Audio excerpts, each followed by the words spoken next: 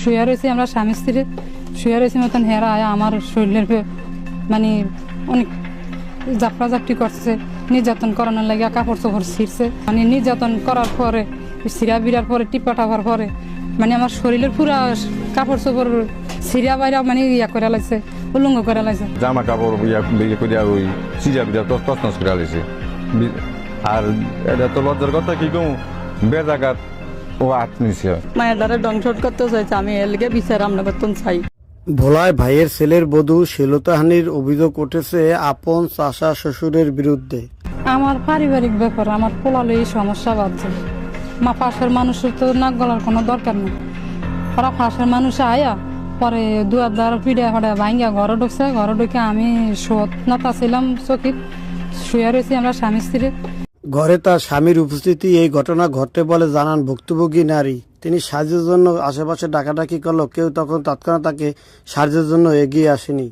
শুয়ে রয়েছি মতন হেরা আয়া আমার শরীরের মানে অনেক জাপড়ি করছে, নির্যাতন করানোর লাগে কাপড় চোপড় ছিঁড়ছে, ছিঁড়ার পরে এরা আমি যত সিকুর বাকুর দেয় মানে পার্শ্ববর্তী মানুষ কেউ আইয়ে না, আমরা স্বামী স্ত্রী দুজনে ঘরে কেউ আইয়ে না। পরে আমি ওরা মানে নির্যাতন করার পরে ছিঁড়া বিড়ার পরে টিপা টাপার পরে মানে আমার শরীরের পুরা কাপড় চোপড় ছিঁড়া বাইরা মানে করে লাগছে, উলঙ্গ করে লাগছে। পরে যখন সিকুর বাকুর দিছি ওরা পার্শ্ববর্তী দুজন মানুষ ছিল, ওই কি জানি কয় বসির ডিফন আলাদার, ওরা কেউ আনার পরিবারও আয় নাই, ঘরের কেউ আয় নাই। পরে আমার চাচা শ্বশুরে আলামিন সাব্বির কি জানি বাবুল ওরা আমার শরীরের মানে নির্যাতন করে কাপড় চোপড় ছিঁড়া গেছে গা, মানে দর্শন করতে চাইছিল। ওদিন ঘটনা কিভাবে কি ঘটেছিল তার ডিটেলস বর্ণনা দিতেছিলেন ওখানে উপস্থিত থাকা এক ব্যক্তি। আমার ছেলে তৈরি করে কথা বলছে না, ওরা আমি খুব ভালোই জানি, তোরা মা নাই, ওরা আমি এরকম বসে বাবারে তোরা দুইটা ভাই, যেমন তোর ছোট ভাইটা আমি ফরেতে আছি, আর তুই আমার একটু হেল্প কর, আমি তো একটু অসুস্থ, তুই একটু মোটামুটিভাবে হেল্প কর, তুই ফোন লাইনের লোক আড্ডা দিস না, তুই যদি কাম যদি নাও পারস তাহলে সন্ধ্যার লোক তোর বাইকের লোক আজ একটু বইয়ে থাইস, তো আমার একটু ইয়েটা থাকবো না, চিন্তা ভাবনা থাকবো না। ওরা আমি কোনো পক্ষে কথাবার্তা শুনাইতে পারি না। এরপরে যাক ওর মার লগে ওর ঘরও আইয়ে ওর মায়ের একটু কিছু করে ওর মালা খাম খাম করে ওঠে, এগুলি মানে আমারও বরদাস্ত হয় না, যে আমার মানে আজকে মাথা গরমে লেগে আবার যে ধরনের কথাবার্তা কথা বলছে। আমার পোলারে শেষ পর্যন্ত আমি 5-6 দিন পর্যন্ত ওকে কথাবার্তা শুনিয়া আমার ফার্স্ট 6 দিনের দিন আমি ওরা মার দিয়েছিলাম।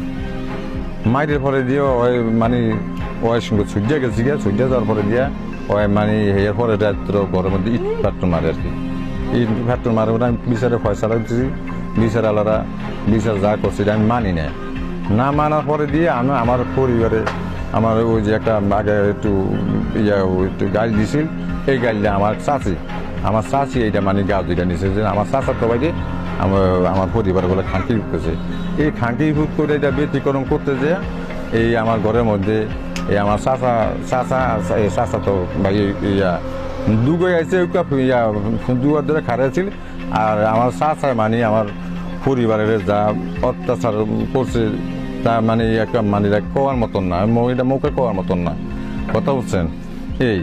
আর এটার মধ্যে আমি সমাজের মধ্যে যা বিচার চাইছি এটা মানে এটা কোর্টানার বিচারই করে, আর মানে পিছনে ইতিহাসটা জানে যে এইখানে যে আমার পরিবারের লয় কি হয়েছে এইটা মানে কোনো ধরে না ধরে না।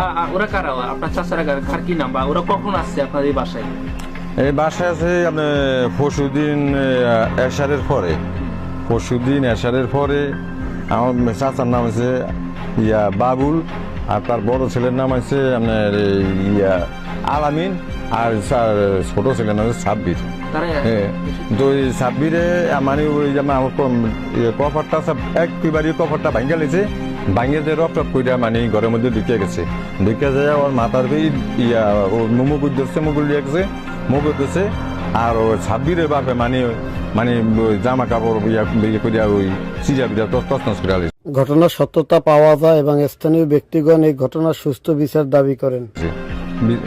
আর এটা তো লজ্জার কথা কি কম বেজাগাত ও আত্মনিছে এই, এটা আমার এদের মুখে বলার আর কোনো এটা আমার নিজেরও লজ্জা, এলাকারও লজ্জা আর কি, কথা বলতেন। এই জন্য আমি প্রশাসনের কাছে একটা সুস্থ বিচার চাই। আসসালামু আলাইকুম ওয়া রাহমাতুল্লাহি ওয়া বারাকাতুহু। প্রিয় দর্শক, এতক্ষণ আপনারা একটা গুরুত্বপূর্ণ ভিডিও দেখতে পারলেন। একজন শ্বশুরের সঙ্গে একজন ছেলের বউয়ের কেমন সম্পর্ক থাকা উচিত, আর এদের দুজনের ভিতরে কেমন সম্পর্কটা ছিল, এবং কি সেই ছেলের পুত্রবধূর সঙ্গে কিভাবে সেই শ্বশুর এমন একটা কাজ করতে পারলো।